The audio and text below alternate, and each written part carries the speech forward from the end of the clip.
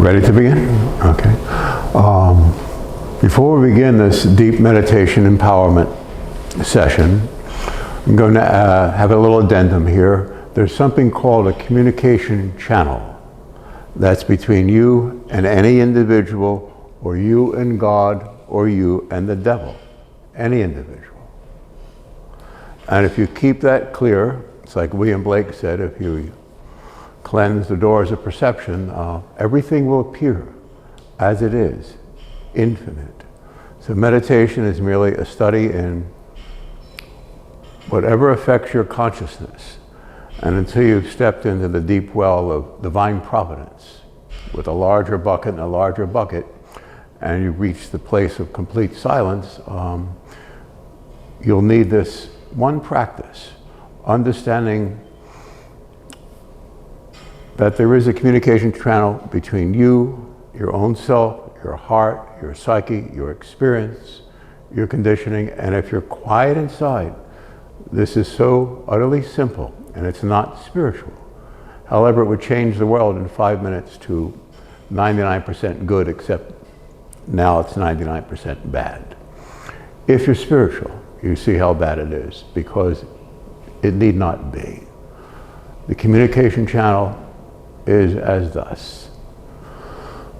Like in a Zen meditation, all your sensorial field is quiet. You allow all your emotions to fall deep into your abdomen, the hara, and any group of monks around the world, you'll see them, they're just quiet. My friend Frida Beatty in Tibet, she was an abbotess, and she was always quiet. Her communication channels were clear. The sensorial field here, and then Bodhidharma, the great Zen teacher. If you exteriorize your concentration, and that may not be a word, just focus it on a candle, on a holy picture. Picture your mom, a kitten sitting across from you, a flower. You exteriorize your concentration over a period of time. Your thinking mind will stop. It's an organ of sensing. It's looking for something out of order, the prefrontal cortex and all that, short-term memory. And if you put it out here, then that channel stays open. Sense is down here. All you feel, your emotions. You're completely at peace. And then for the rest of eternity, and this is going to be beautiful, so wonderful. There actually is a God of heaven and earth. And when you cleanse the doors of perception, when you quiet your senses and don't react to anything, your communication channel, like my buddy Greg here, or Noah's a great athlete, they're all, Tim can be on a football field, or Rob, and be relaxed and happy because they're prepared, their communication channel for that activity is clean. They're not reacting to anything. They're highly trained and they're ready for anything. And you're relaxed about it. If you're like Greg out here, a great champion fighter, he can sense the other person will always signal what they're going to do. You'll always sense it, and you can just very relaxed way block whatever you want to do. And as far as the emotions, the presences coming at you, if you're quiet inside, you're deep in that well of divine providence, where there's peace, calm, freedom, joy, understanding, wisdom, because God will be with you every moment of every second for eternity once you become quiet inside and don't react. The thoughts, vibrations, intrusions, life or death threats, they're to not avail to those who are quiet, who are receptive, who are kind, decent, true, perceptive. When you don't react, the other person, first of all, will feel safe. I'm looking at my friend Noah here, and He's instantly quiet, just from feeling the presence. It's like the world never was, because the world never was to such a person who's spiritual. And they don't need to learn about a communication channel, because they are transcendent. And that's what illumination is, and that's what this empowerment hour seeks to provide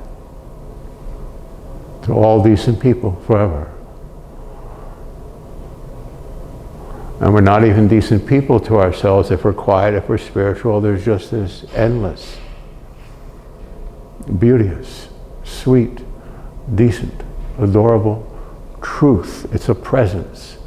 It's called God.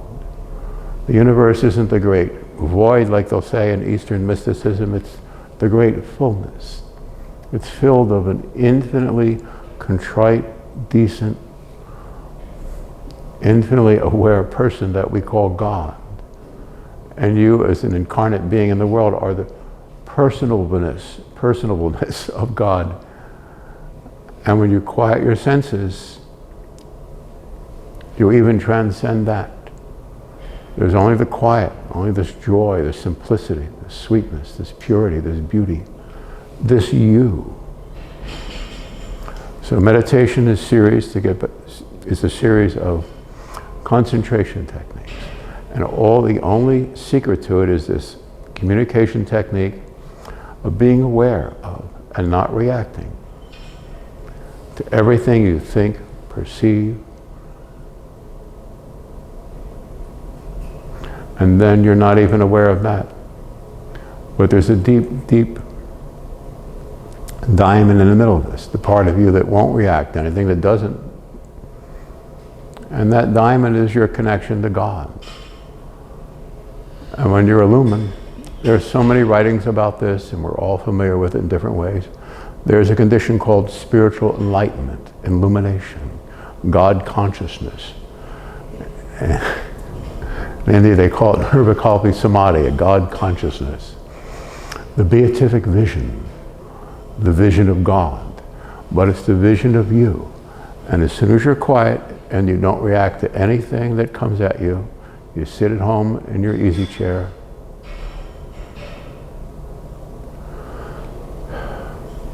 thoughts, even visions, experiences, memories, and all the dearly departed, those you love, your grandmom, they'll be with you forever, but it's the actual presence of God. It's so wonderful. It's so good, it's so dear, it's so true. And all the triteness of the everyday will disappear when you sit there. And anything you ever need to do, to accomplish, to achieve, to understand, to heal of yourself and others will appear from moment to moment in this wondrous condition called illumination, called you. I want to make that very clear before we proceed any further, that if you are a spiritual person and you're in this world today, you're here for a very heroic cause, and there's nothing wrong with you. And when you train yourself not to react to all the impressions, I did this, I hurt my girlfriend, no matter what it is, good, bad, or indifferent, you don't care. You'll become selfless as our Father God is, and it'll all disappear in a moment. It doesn't matter about the socio-political climate, the troubles ahead, it doesn't matter. When you're here, you're here. There is a God. You are his direct emanation from heaven through this earth, which has always traditionally been called by all mystical traditions of the world an illusion. It's not really here. When you read the cosmic conscious experiences, the spiritual enlightenment experiences that so many people have had in history, they're all available. Please study a few of them, and then you'll see that there's something infinitely beyond what this is. In other words, this doesn't have to be. Maybe there's something wrong here. God has nothing to do with the world. That's what you call blasphemy. Okay? If you let that one go and just don't react to anything, It all just go up like in a puff. You don't have to fight anyone or anything. There's only God, and there's only you, God's offspring. You are God's light. In a darkened space, it's not even a world, it's not solid. When you're in love, all the walls fall apart, don't they? All you do, you just know that love. And things become softer than daytime, don't they? And more lovely than a morning breeze, don't they? When you're in love. And love is shy. And God is shy. When you're in the state of illumination, the world never was. The inverse or the reverse of everything that people believe about God and spirituality is the truth. And when you're here, and if you're here and you're spiritual, you're in this world now, you gave up your part in divinity, like a light in a dark place, to end the darkness forever. And you've done this on a trajectory for some incarnations, because you have to learn how to communicate to people that are completely lost. So we're here to do a final harvest. This time around, you can fulfill your calling. You're here for a reason. There's nothing wrong with you. You are God's light. In a darkened time, in a darkened place, there is nothing to fear. It's all in perception. So if you practice the presence and don't react to whatever comes at you, it'll be a wonderful year for you. You can read the plague of Kumu about a plague that had place in northern Africa, and all the intricate stories of individuals and societies, and you can read and it's deep. He would be considered a saint probably in the Catholic Church for his depth of bearing, his morality, and his ability to communicate that, even though he was an atheist. But he saw human nature for what it was. The point is, when you're in the middle of anything, and the world's always been in the middle of everything. There are 8 billion people. It's a horror show. Any spiritual person is aware of all of it all the time. It's the hallmark of a spiritual existence. The spiritual heart is compassion. More than that, empathy. So when you're very quiet in your communication channel, you can heal anything or anyone. You can look at anyone with empathy. And no matter what's happening in their life, they'll give it up. Just practice the presence.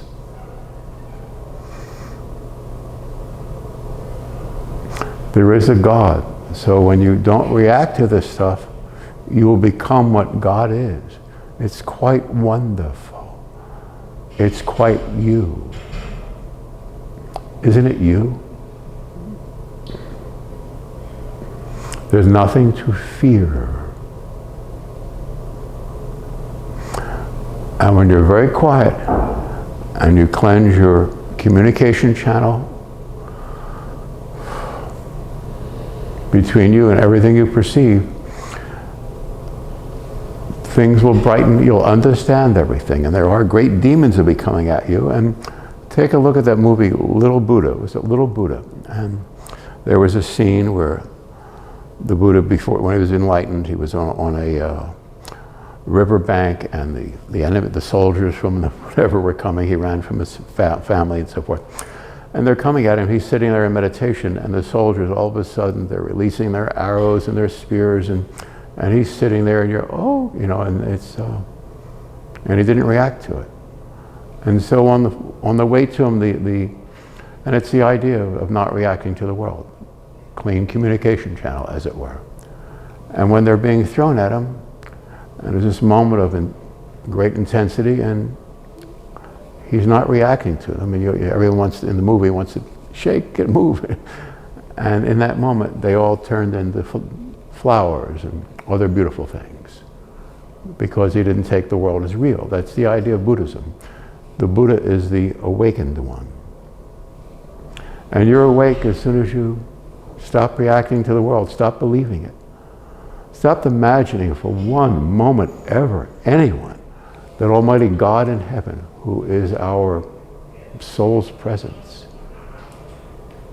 could have contrived any of the illicit, the insane, the immoral activities of this world system. That's impossible. And that's why I say read the writings of the saints, for their experience of God, and then the Eastern mysticism, where it says the world is an illusion, Maya in Sanskrit. It's not really here. And if you don't react to it, deep in your meditative times, in your quiet times, and under any circumstance, I certainly had it with buddies at war and the greatest battles, and we were all aware of each other. And my buddy Tim is the toughest street cop I've ever knew, and he's just a quiet little humble altar boy. It's just sweet. But if you believe in God, you can carry that through all of your activities.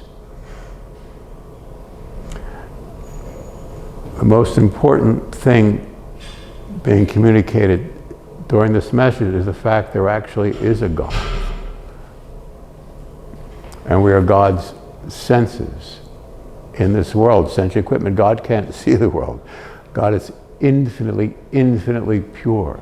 And this world is like one particle of sawdust, but infinitely smaller than that. Once you're awakened, and you'll realize that, and then you'll have all these memories of, I'll just say personally, for incarnating from all these thunderous, unimaginably beautiful waves of glory, of gold and ecstasy, of infinite awareness, and then you give that up, and it takes a long time to get to be incarnate, to be a person in this world. It's a very small thing. It's nebulous, really. It's not. It isn't. It wasn't. It could never be. There's only God. There's only you. And by having an empathetic, very quiet sense about you, without reacting to anything, and this is hard to believe, but it's the God's truth, all your difficulties will fade like yesteryear's leaves. They'll just be blown into the wind, and one day they'll never be there again. There is a God.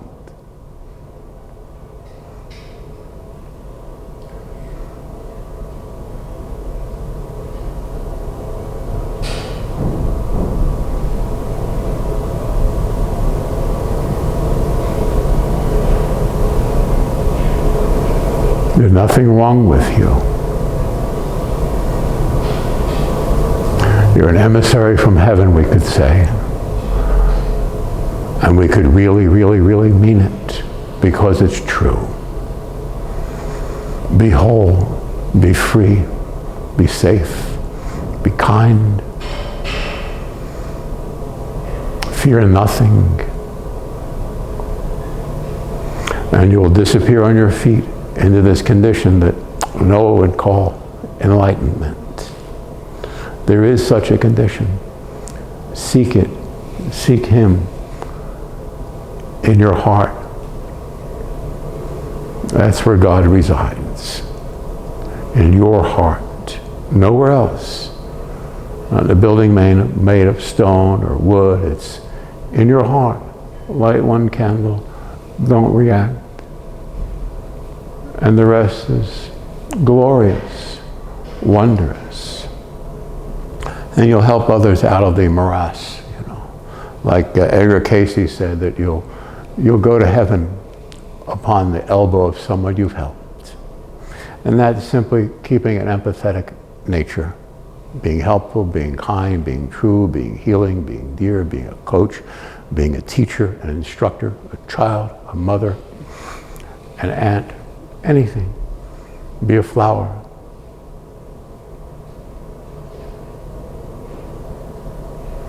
And that's not said in a weak sense like a flower. There's this ever burgeoning lightness and joy with divinity. And you'll go through many, many stages of it. Every one of them is good and empowering. Every one of them is a step back to the real you that allowed yourself to fall into the center of all this insanity. How could a God, any God, especially the actual God of heaven, create pain or trauma? When you have the illumination experience, it's infinitely impossible.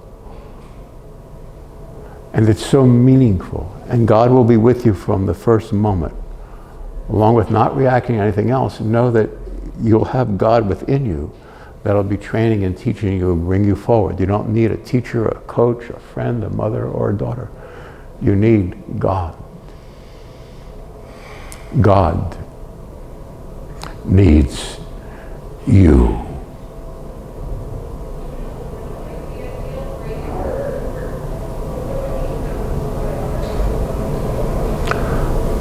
So we sit quietly.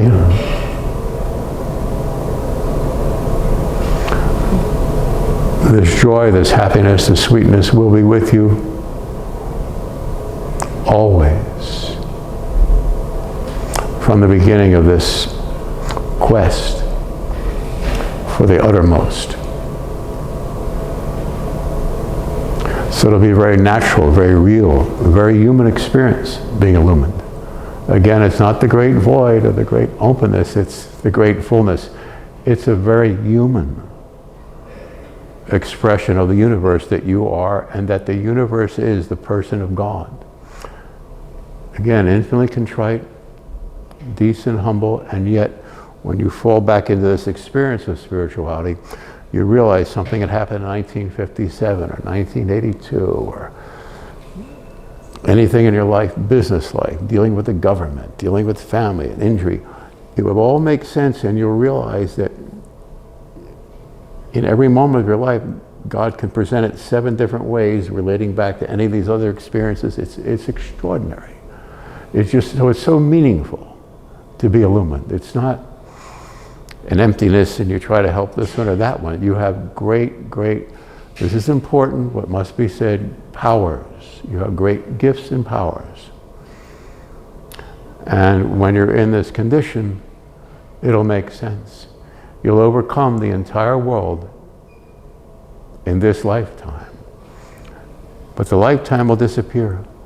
Illumination isn't sitting off in a chair and you become enlightened and walking away from all your friends and neighbors. It's you will overcome all of it, like the little Buddha. Just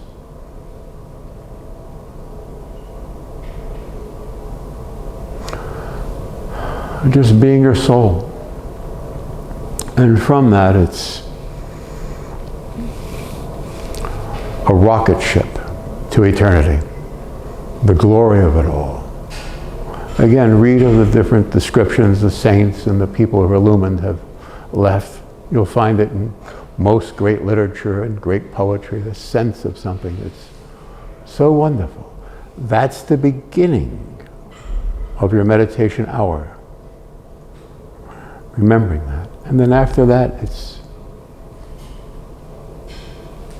no words will suffice. You are a holy one. The state of holiness, of spirituality, is very natural. It's not stiff and uptight and you have to give something up. That's a pretty good ploy of the devil's PR person. And you'll be familiar with many of these once you step into it. You'll be more powerful, more human than others.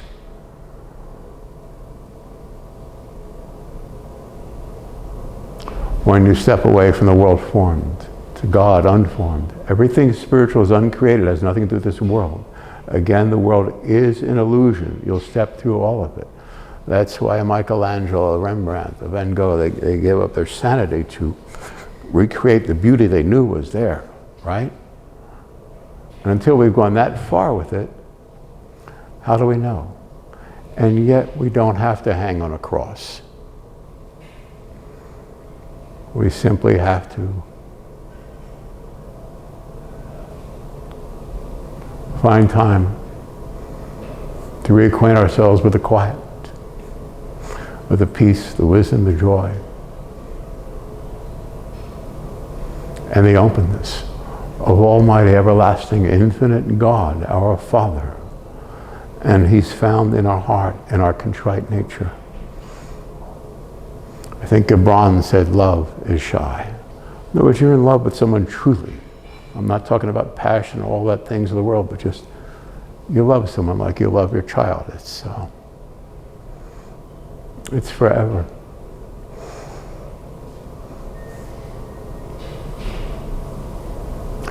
And you will be joined with those you love forever as soon as we cleanse the doors of perception.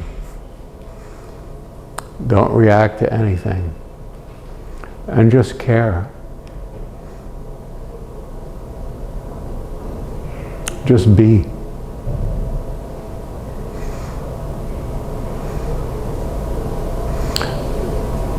It's a state of, or condition beyond love. It's love without the urgency or passion therein. It's just is. It's lighter than air. And it's more powerful than all the books, all the writings, all the wars, all the politics, all the social upheaval. It's more powerful than everything. It's more powerful than the sun or the star systems, which don't exist. They're part of the illusion. And you'll see all this, you'll feel all this. And nature's God, where Thoreau talked about, if you just look through nature, to infinity, but that's part of Satan's casino here, is we'll wait till Saturday and I'll go to the park. No, when you're here, you won't want to go to the park. The glaciers will exist within you. The permafrost, the continental shelf, and the drift, and the stars, and the sky, and the trees, and the earth below, it's all within you. But you'll stop seeking or wanting or desiring anything other than what's truly there behind nature is beauty. It's your own consciousness. It's very subtle. Everything good is very subtle. When we appreciate, when we care, we become what we love, what we care for. We care for great art or literature or friends. We become that in a very quiet sense, because that's what we are. Before time, before things or places, before churches saw lights, or before names were named, before anything was, you were. It's a mystical quiet and a purity that you are, and an ecstasy. And you're infinitely aware. So enlightenment is an involvement with something so interesting that every moment becomes, pardon this word, infinitely more interesting. You can meet with your friends or neighbors, an old love. You know what that's like. It had nothing to do with it. The world won't allow relationships to be perfect.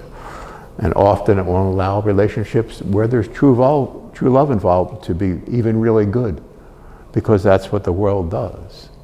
You're never safe here. And the better person you are, the more hard your experience is going to be. And you don't have to tell anyone about it. We all have the same experience.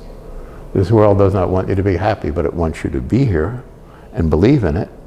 And it will let you be happy for a couple months if that's the temptation is needed to pull you back into the fold, you see. Satan's casino. But if you don't react to it, it's not Satan, it's not, I've certainly been in the presence where depossessions or things, because I'm quiet and you're not going to make me afraid, or I'm not concerned about some being or some loud voice or something. It's just, got it. I mean, you don't react, it'll go up like those arrows coming at the little Buddha.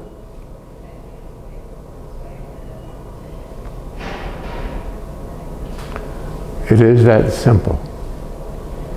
We go home, we sit quietly, Almighty, everlasting, infinite God, our Father, will be with us forever and after. That's your destiny. There's nothing more important than learning to sit quietly alone in your room at night. And everything will be answered. And you'll fight many battles early on, and you'll be very, very happy about it in your psyche, in your experience, in your daily life. And you'll love it because each time it comes at you, you'll see that Satan has nothing and that it's all from the same dark force. It's like in the Sherlock Holmes movies or books, there's always, no matter what happened, when Sherlock became aware of it, he'd tell Holmes, we're going to Germany to see Professor Moriarty, because no matter what happened, no matter what was in the newspaper, something went off, something awry happened, it was always Moriarty behind it. And it's always Satan behind it. But Satan is a nothingness. And early on, Satan might appear to you as this scary figure. You know, you'll be very impressed, but there's no one home. He might come a few more times because of an unimaginable pride, even though he's hurt and found out, he's absolute fear. It is everything that's fearful in the world, everything's wrong, is satanically evolved from this creature, and if you don't react to it, it doesn't exist. How did it happen? If you're a spiritual person, you would never ask that. Why Satan or why damnation? No, it's if you're happy, you're not reacting to anything. There's no question. You don't question God. Not because God's God. It just is. God is your puppy. God's your mommy and your daddy. When you look for God, don't be look for a solver of riddles. Look for God at your children when they play, and you'll find Him there.